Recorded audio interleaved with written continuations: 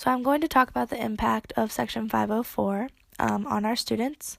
So public schools are federally funded, and Section 504 covers all programs that receive federal assistance. So that means that it protects our students with disabilities in public schools from discrimination.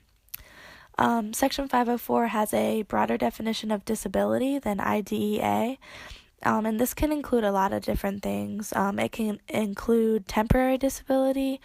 Our book and some of the research I've done talks about students who had a serious injury, who may be required a wheelchair or other assistance. It also talks about students who have a life-threatening allergy. So as you can see, it definitely includes a lot more than just the definition of disability that we're used to in IDEA. So Section 504 kind of levels the playing field for students with disabilities. If they need reasonable accommodations, but not necessarily special education services, or if they have a disability that isn't in one of the categories as defined by IDEA, like I spoke of previously.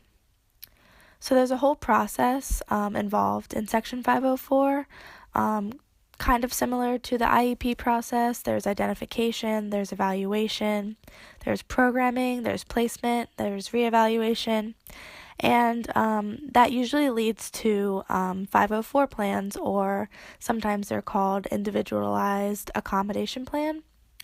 And these plans must include a few things. They need to include the nature of a disability, the major life activity that the disability limits, the basis for determining the disability, the educational impact of the disability, necessary accommodations, and placement. So like I said, it is similar to the IEP process, but it is a little bit different. For example, for reevaluation, there's not an exact time limit like the IEP. For 504, it says something about within a timely manner or before a major placement change. So that's just one example of how it's a little bit different than an IEP.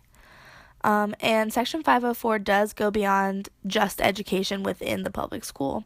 So it actually extends to things such as extracurricular activities, related services, and architectural accessibility. So that can also include programs such as daycare, before or after school care, and summer recreation programs.